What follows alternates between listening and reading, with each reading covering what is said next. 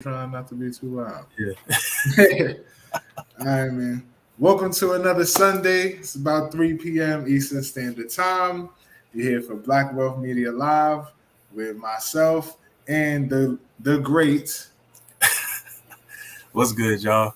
Idrian here, host of the Black Wealth Media Podcast, man. Happy to be here. Let's get this conversation going, man.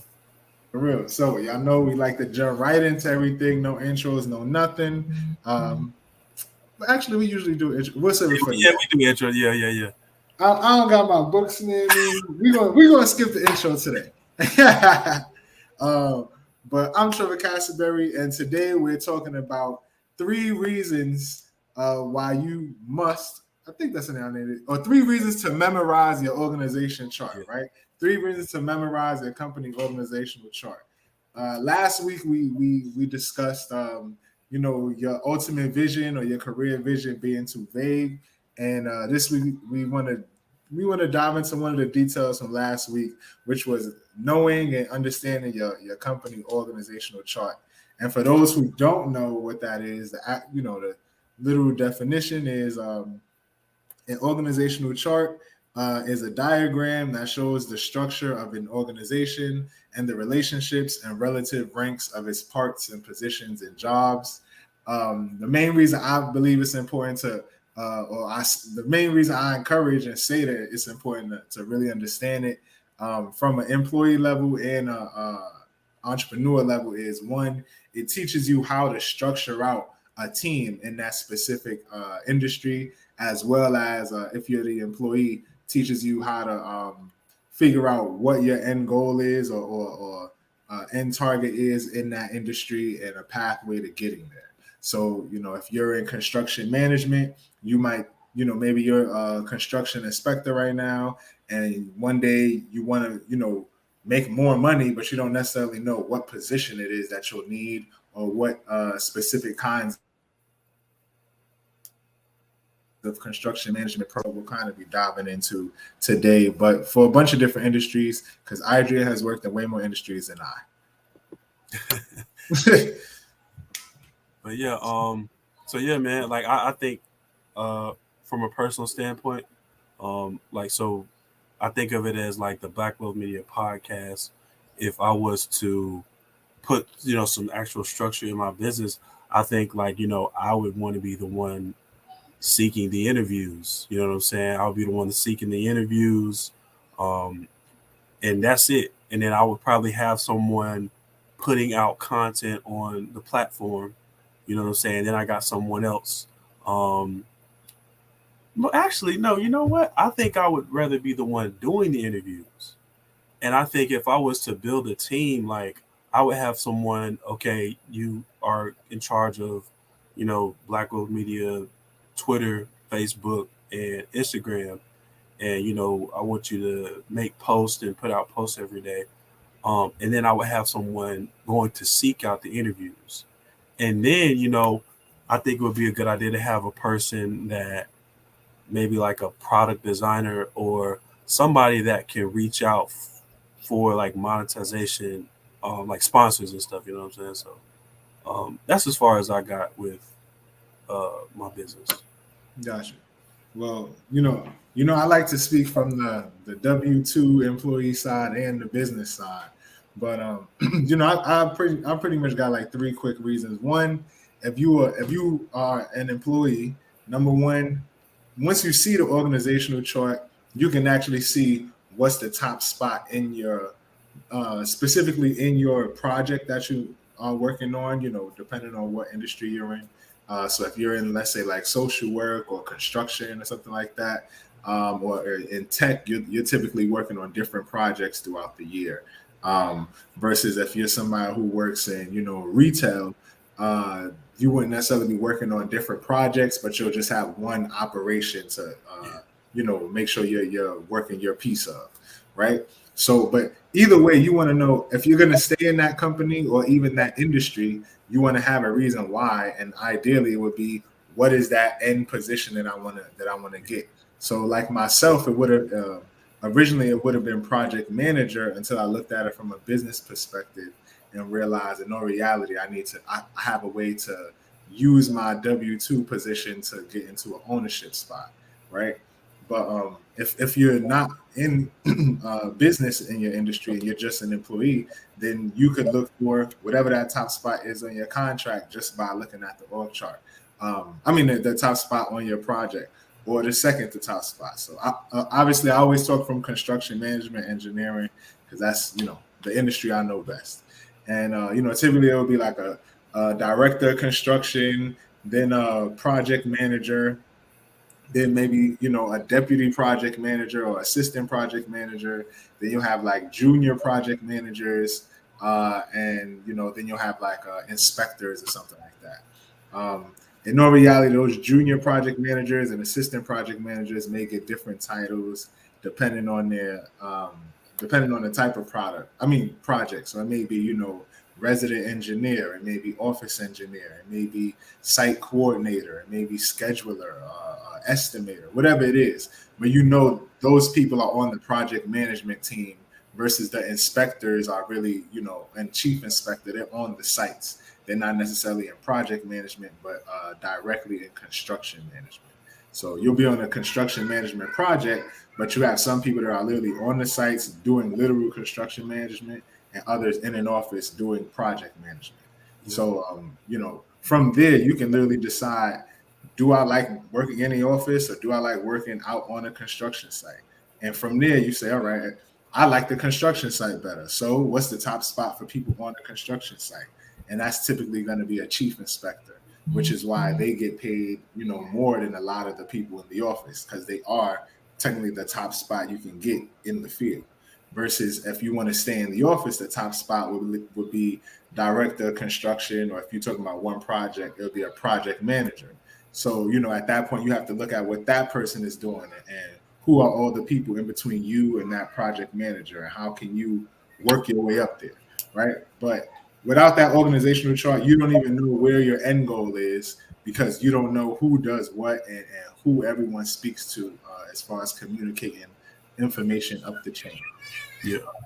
Idrian, I'll let you jump in here.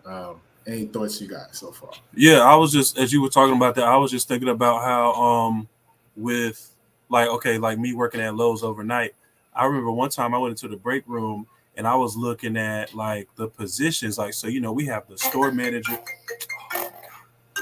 Don't worry about it, man. This is real life. So yeah, man. So I was looking at how we have the store manager and he runs the entire store. Then you have the zone managers. They have like a certain zone in the store that they manage. And then you have like the assistant overnight managers. And like there's so many different managers. And so, I guess, since I'm an overnight stalker, I would probably be considered like the lowest in the hierarchy. And then I have my manager, and you know what I'm saying? So, and then over that guy, over the store manager, you have the district manager, you have regional managers and stuff. Yeah, the regional man. I'm like, what? Like, it's a lot of managers. Like the president, and then you have the CEO of Lowe's is actually a black dude. I didn't know that. I was actually surprised by that, which is pretty cool. But yeah, the CEO is a black dude, and then he has like, it's like 10 people under him, like top executives that they're, they are under him, and then they have all the people under them, and it's pretty cool. You got the operations manager, you got like the managers that some managers don't even come to the store, they just work from home, and you might have a manager that's setting the schedule. So yeah, man, I was just thinking about that, and if I wanted to be like super ambitious and become the CEO, just I had to look at, okay, this is what I have to do. I got to become a manager, and you got to think about like how the person that's managing you, how they run the store, and just kind of take an example. And then also, like, if you wanted to move up, of course, you got to do it your way. And just that's what I was looking at, yeah, man. So I think, and then like also, this is the same thing in when I worked at Dick's Sporting Goods. It's the same thing. You got the store manager, you got the zone managers, you got the regional man. You know what I'm saying? You got all types of managers. So if you want to be like really ambitious, you got to do a lot of managing. Right, exactly. And yeah. The funny part, because compared to like retail or even like stock and shells or whatever, just the title manager, it's a lot more levels of management, right? Yeah. Where you actually get it in your title. Me in construction management, my industry got the word management in it, but most of the titles don't. So like you're a construction manager, even though your title is construction inspector. Yeah. Then like me, I'm supervisor and construction inspector, but like manager still not in my title. Yeah. Then the guy above me is chief inspector, but manager still not in his title. But then you look at retail, it's like you got this manager, that manager, that manager, and all of them might work in the same store. So that's just a feeling I picked up on. Yeah, and then you kind of get like, my bad, I even interrupt you. No, You kind of get like me personally. I'm like, okay, so what kind of manager are you? Because there's so many people. They wear like, if you go to Lowe's, they have like these little red jackets, or some of them got blue jackets, and a certain color means like whatever rank you are. And so, me, I'm always wondering like, who is this? Like, what manager are you? And you know what I'm saying? So, yeah, man. You think the same on some construction sites? I remember I went for like track training, so you could do construction next to train tracks. The safety. And one dude was asking me because my vest says CCM on the back, which stands for Consulting Construction Manager. Yeah. But a lot of the contractors there never saw that before, so they were like, "What does CCM even mean?" And at the time, I was like, I know C and M stand for construction management, but I don't know what the other C stand for. and so I had to look it up and ask around myself. It took me a couple of days because like you can't just type in acronyms on Google and hope that it comes up, because there's just an acronym for everything nowadays. Yeah. So CCM can mean whatever it means in anybody else's business. But I wanted to lead up to say, like I was saying before, not only can you identify your end goal, so like what's that top spot you're looking for, but also a pathway to get there, right? Yeah. So let's say again for myself, if I decided I want to be, because there was a point in time I decided I want to be outside on construction sites only. I don't want to do indoors anymore, which was pretty much this past project I was on. I was working on a New York City transit project, and I just I worked in the office before, didn't like it. I was able to do more of it because I was working from home. But my transition to working in the office was during quarantine. So really my transition to leaving the construction sites was to working at home. So I wasn't complaining because it was easy to get the work done. But once you added in the travel, it became more of a monster, sitting in the office and having somebody watching over you. It's like, hold on, like, I'm not for almost 5 years. I was on the construction site managing other people who make way more money than me. So you're not about to just be sitting over me asking me about the progress on an Excel spreadsheet that you're not even gonna submit to anybody anytime soon. So because of that experience, I'm like, I definitely enjoy being out. Right. So that's even like if I was in sales, I would never take an inside sales position. Whatever position I'm taking, I would be outside, regardless of which, right? Sure. So that there's that one decision that says, okay, if you stay in the construction management, your highest rank is gonna be chief inspector, right? So at that point, I just started thinking, okay, how do I work my way up to chief inspector? So I was already supervising construction inspector. The issue there was chief inspectors typically are the guys who know the most, or the person on the site that knows the most about construction out of the inspectors, right? So they're able to make sure that whatever the contractors are doing will be up to code, but also that they're not doing something that won't work or isn't in the design, right? Like the chief inspector has to know everything that's going on. So sometimes it's stuff that's not even something that you wouldn't even learn in a classroom. Like for instance, I had a engineer in charge, EIC, at another project when I worked on the highways, and he told us when there's like an electrical cord cut or something like that, he was like, those are very strong cables. They don't just get cut very easily.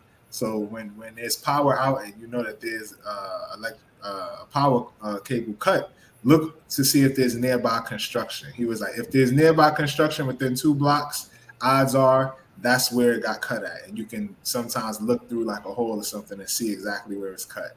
Yeah. And I want to say, if that happened, 10 times, 3 times, that was the case. which saved us a lot of time and a lot of money because we could have been sending electricians out there for a week looking for this cut piece, right?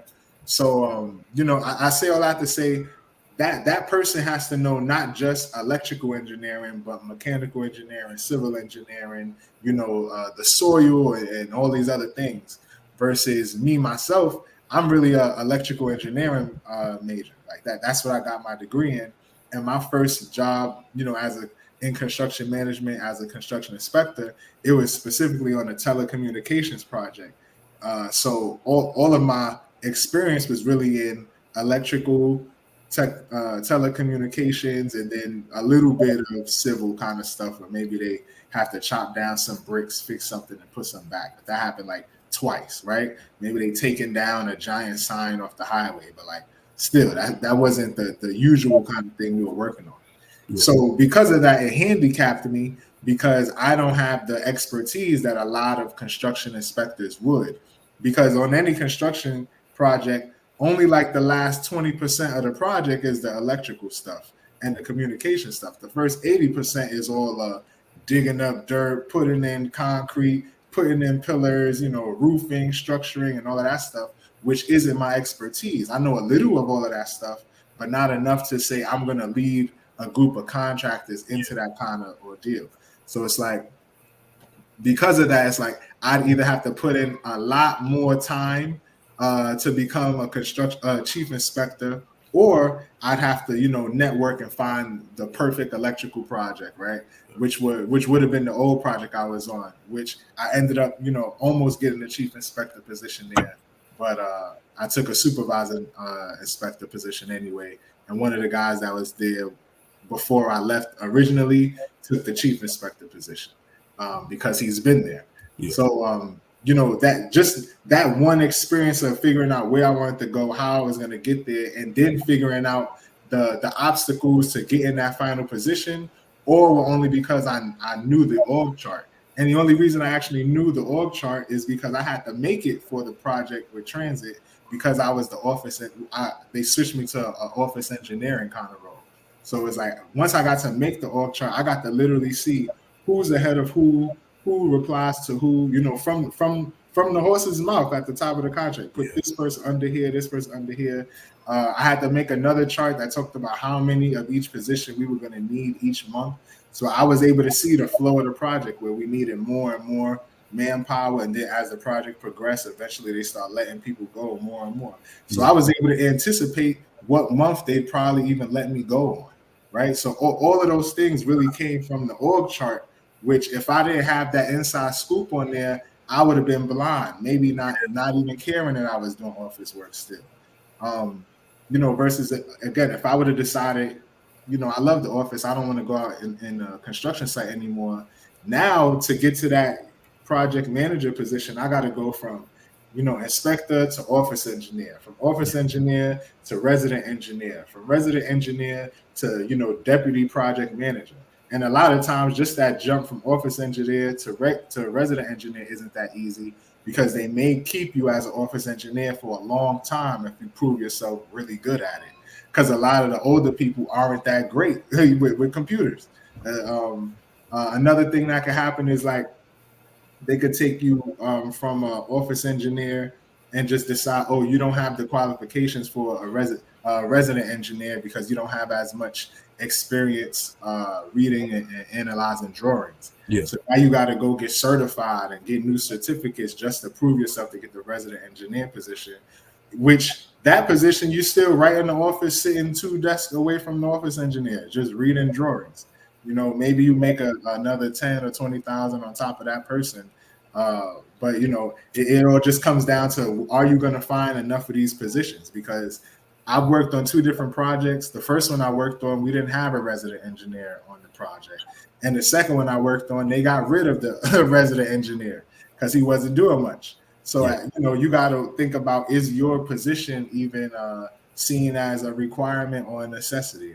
And what positions have enough responsibilities that you could prove yourself viable to the project so you can actually stay to the end instead of getting laid off.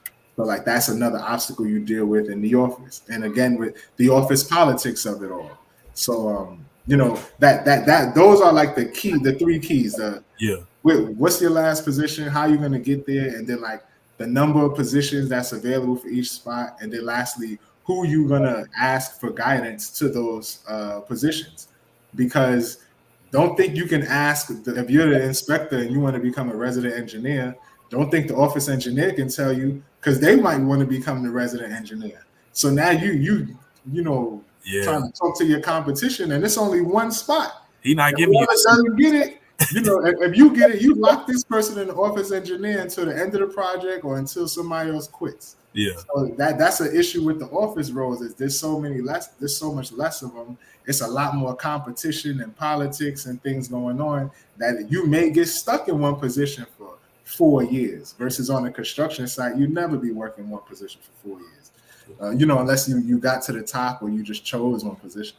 But those are the kind of things employees really have to think about regarding their organizational chart and how it will really help them plan for the rest of their career. Yeah.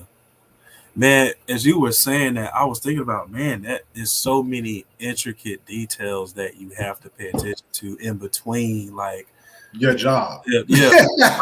Like the 3 steps you need to complete to get to where you want to get. And so I'm thinking, man, like you really have to be on your P's and Q's. Right. So, like, my question to you, man, is like, how does it feel to just have to? I know your mom probably going like 100 miles an hour. Like, how does it feel? Like, how do you deal with, you know what I'm saying? Like, how do you deal with that? Like, how do you get through that? And just like, how do you feel about that, man? Honestly, I think I'm able to deal with it a lot easier and make a lot more, family decisions, because I already know, I was able to identify what my end goal is and what I'm looking for. And specifically because I knew, my first 2 years in working, in construction management, I figured out, the research and how to register a business to be a vendor and how much subcontractors get paid compared to prime. And, just by asking a bunch of questions, I'd be on the site just talk anybody I knew that was part of the whole procurement process. I just asked him a bunch of questions until the job is over that day. So there was one guy, Kevin, he was like in charge of telecommunications from New York to Miami or something like that. And like he's that guy. He's literally always on call 24/7, 2 a.m. on a vacation in the Bahamas. If he gets a call, he has to book a flight and go and fix stuff. So like, I was asking him because he helps come up with the numbers for how much companies bid and who wins and all this other stuff. Asked him about the process and he just put me on game. So because of that, I was able to know at some point I want to be the owner of a subcontracting or a sub-consulting company in construction management. Knowing that, I just knew and all I had to do was learn the whole operation. But I didn't necessarily have to make enough friends and stuff like that or find guidance to become the number one person on a project, because that person is technically, if I'm an owner, that person is hired by me. So, I don't look at them as somebody for guidance. I look at those people just to learn what all the positions are. Because I asked enough questions, the job wasn't boring.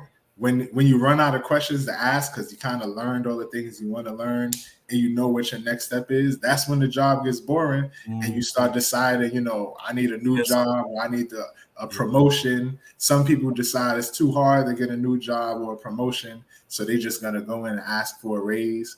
But that's when you start getting uncomfortable and unfulfilled at your job, is when you have something else in mind and you realize what you're doing now, there's no regular path. It is a much easier path that would take you leaving that current position. And that's the reason I was able to walk away from $40 an hour, mainly because, I knew I could get into ownership from the new position. It's like, imagine you had an apartment and then you had the option to rent a house until, and after you rented it for 3 years, you own it, right? At that point, it's just like, man, I don't care how much I like this apartment. I'm going to the rent to own section because I wanted a house. Yeah. Like it's that simple. So the whole office politics thing, or even the company politics, I don't have the same. I don't have the same passion or emotion around it, because those positions where there's only one of them on a project of 60 people, I don't look at those positions as something I need to get to where I need to get to. I know I can get there kind of going over those people's heads. For the people who like are looking to, I want to be resident engineer on a major project and build my career that way, they're a lot more stressed about it. They're coming to work working past the clock, hoping that they could be there longer than everybody else, and that the director of construction, notice them for it. Which is, that's well in there, right? And they should do that, because at the end of the day, it's about getting the job done. But it's all about what are you most comfortable doing. There's other people who weren't even comfortable, just being on a high profile project. Like the project I just left is like a $220 million project, where the one I'm going to and the one I used to work on is like a $5 million project.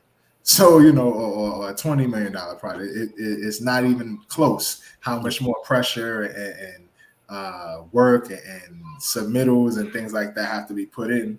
But if you don't know where your end goal is, you automatically just going to be frustrated every day. But once you know what the end goal is, if you realize you're not in a position to actually get there, you become frustrated day by day. Yeah.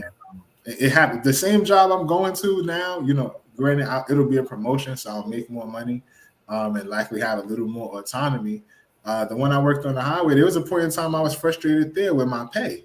But it was really because I knew the stuff that I was able to do on the job warranted me more pay that project just didn't have available to me, because the position that I'm going for now didn't exist on that project when I used to work there.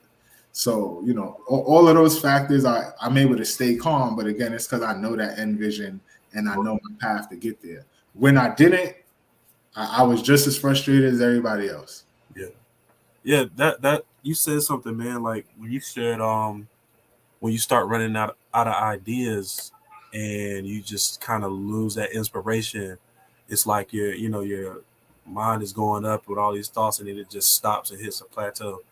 And so I was just thinking about, like, that's happened, like, with my podcast, that's happened to me before. I remember when I first started doing the podcast, I was on a roll, man. I was like getting all these interviews out of the way.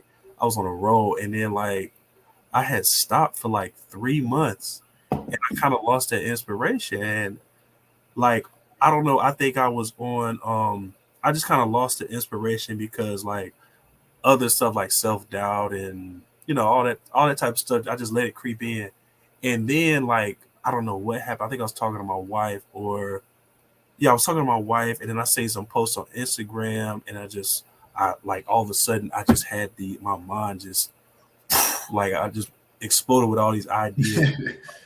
I'm like, bro, you got to get back to it. And then like I had people like leaving comments and like, oh my gosh, I love your podcast. Like, and so I'm like, okay, bro, you got to get back to it. Right. And so, and then like now I'm coming up with like these content ideas and just because I think I was just making it more about the money. Right. You know what I'm saying? And so when I wasn't getting the money, it was like, I don't want to do this anymore. Mm-hmm. But I had to go back like, okay, why did you start this podcast in the first place? It wasn't about the money the first time. I mean, now you can get paid doing podcasting, but it wasn't about the money the first time. So I think you need to get back into it. This is me talking to myself. You get back into it. Don't make it about the money. The money's going to come. You've been doing this for 2 years. Are you willing to do it another year and another year until somebody might want to, hey, I want to invest $1 million in your podcast. Like, you know what I'm saying? So I think I just got to a point where, man, don't make it about the money. Just be creative, enjoy what you do, and just keep coming up with ideas. So, yeah, I think that was important what you just said, man. Like, for sure. And the next part I want to talk about is why the org chart is important for entrepreneurs, right? So, a lot of entrepreneurs either or either had a job when they started the business or still have a job, while they're working the business, or picked up a side job to help fund the business, right? Like myself. And the three things you really get from figuring out the org chart from your company that you're working for. Number one, this works best if the company you're working for has anything to do with your business, right? So since I'm going to be starting, or since I started a construction management business, it makes sense for me to pay attention to the construction management org chart. Although even if I was working retail, or something like that, realizing that organization, or realizing that industry org chart or that company org chart would still be beneficial to some degree.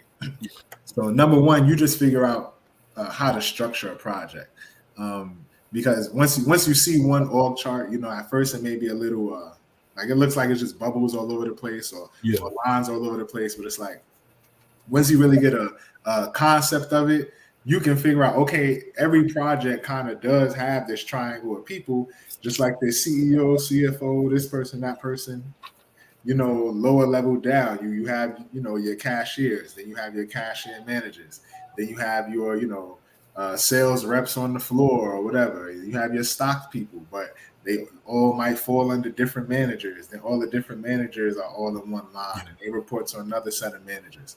So when you really get a concept of what upper level, mid level, and lower level management are, and what the differences are between them, what kind of moves they're going to use their collection of data to do. One may be just the process forms for HR. Another one may be to keep forms intact for the client that the company is working for. So they're good at audits. Another one may be using it to put together presentations for to get more clients or more partnerships, right? So understanding that you have a level of management for each goal or responsibility your business has. So that's why, again, I like to always say a business is going to have at least 5 departments: legal, accounting, marketing, admin, and manpower or labor. Most businesses are going to have more than that, but a successful business is going to at least split it up into those 5, where at least 5 people got to be there doing something. One person got to make sure that the paperwork's right. Another person got to make sure the funds are right and the taxes are right. Another person making sure the marketing is right. Another person making sure communication is right. And then one person working one-on-one with the client and the customer. So that has to be in place. And the only way to truly get a grasp for it is, again, that organizational structure, because you get to see how a large scale business who has a much more complex daily operations routine gets it all situated, how you can kind of simplify it for what you have going on or what you are trying to make. Second is understanding the lines and chains of communication and responsibility. So that's like, again, those different levels of management and figuring out, okay, for this industry, if this is a legal firm, we got one set of partners who actually put their name on the door because their name has cachet. We got another set of partners who they're here because they already have a huge client list in a certain industry. So it's like we keep these people around because they keep this industry as income. We got another set of partners who are senior partners. They actually go out and go find us new business. Then we got another set of partners who actually just keep the old business around, right? So, just chopping it all up like that and applying those different responsibilities. Because again, you don't want the person who's going out to collect new business to still be trying to maintain old business. And if so, then they'll have their own client list, and you'll need another person who's doing that same exact thing with their own client list. Or you'll have a team of people who bring them in and a team of people who keep them around. So, figuring out what works best or what works currently for your industry is important before you decide to start building out a team of your own. And then lastly, figuring out what kind of experience you want to look for each position. So if you got a manager who's going to be going out getting clients, when you look at your company org chart, if you know the person who goes out and gets the clients, you can, pay attention to them and figure out what qualities they have to actually make them better at the job. Maybe it's just their ability to walk into a room in a nice suit and get people to talk to them. Maybe it's, them being able to flash a quick smile and get past somebody's initial response of no. That way now they could get them to say yes, whatever it is. But like now you can figure out people you're interviewing or people you're meeting if they have these, signature qualities that you already know are good for certain positions. Versus if you didn't have the org chart, one, you wouldn't know all the positions, you wouldn't know who works each position, and then obviously you wouldn't know what characteristics they have to actually cater to the job that they do. Yeah. So that's all of my breath for today. About the org chart. Hey man, so I got a question. Like, how would you make one for a podcast, or I guess like a podcast that could be transitioned into like a show or something, just like hypothetically? So personally, I would have, one specifically for the team that's operating the podcast itself. Yeah. But then obviously there would be a grand scheme one for your entire business model. Because even though you have a podcast, like your business, that doesn't mean that's your core business. For all we know, like one day you it may be somebody that just has the most fire graphic t-shirt collection, right? Yeah. And then they launch a podcast called Graphic Tees Podcast. Yeah. They podcast blow up, right? Like that doesn't mean that their business is about podcasts. It just means they have a dope podcast. Right. So from that perspective, I have a podcast team and probably set it up just like I know with construction management. So we have, instead of inspectors, on a construction site, we have people who are, again, I work in construction management, so we're talking about, podcasts, something. I probably have you outsource the labor who's actually controlling all the machinery and everything, and then have, something similar to inspectors or podcast consultant out there, making sure each one of them is doing what they're supposed to do properly. Make sure the camera guy's working right, making sure the guy with the little snap things working right, the sound boom guy, making sure he's good, he hydrated and not dipping the thing into the frame, right? After the inspectors, I'd have, some sort of office engineer collecting the data. Maybe they keeping the hyperlinks intact so they can send it out to the marketing department to chop up links, whatever it is.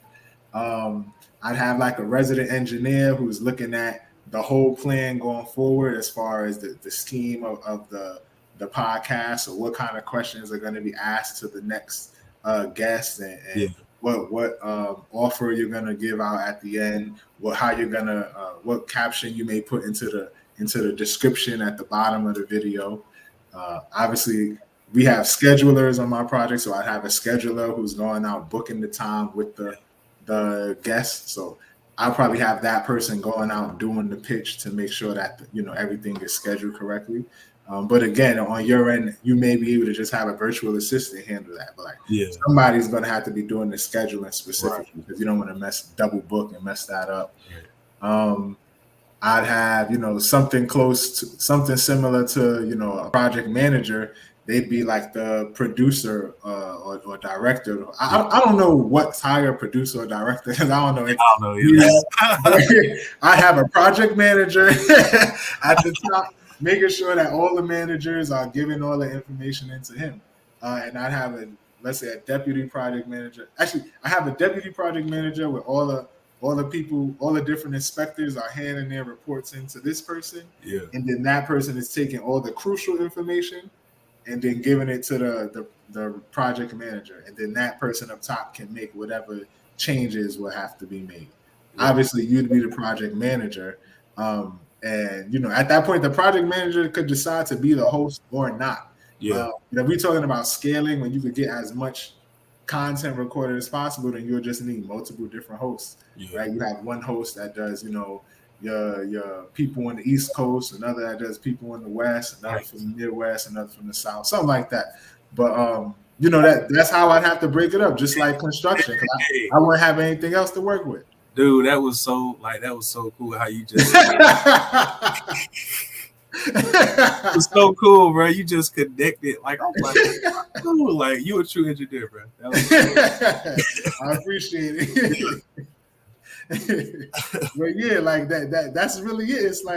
if you don't know your own industry or the job you work at, that company org chart, when you got to just create a team of eight. If I had to put together a basketball team and I never saw basketball before, you best believe I'd look at them like, okay, this is the project manager, that's the coach. You know, I do it the same way because like at the end of the day, you got to work with some template and you can edit it from there. You got to work from just a blank slate.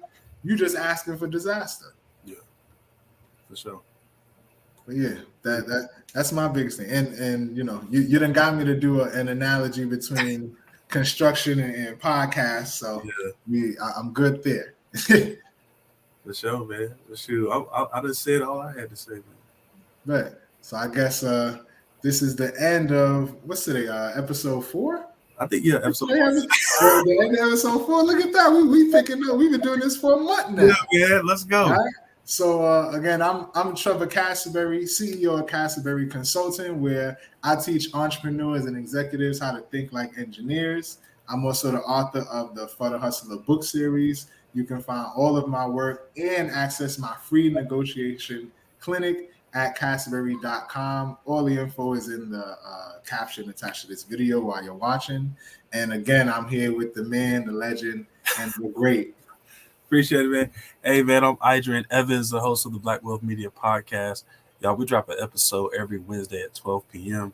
I interview different Black entrepreneurs and business owners. Not only that, man, also have like important information about what's going on in the Black business world as well. I will have some more of that content. You guys can follow us. You can find us on Facebook. You can find us on Twitter. You can find us on IG, man. So definitely tap in, man.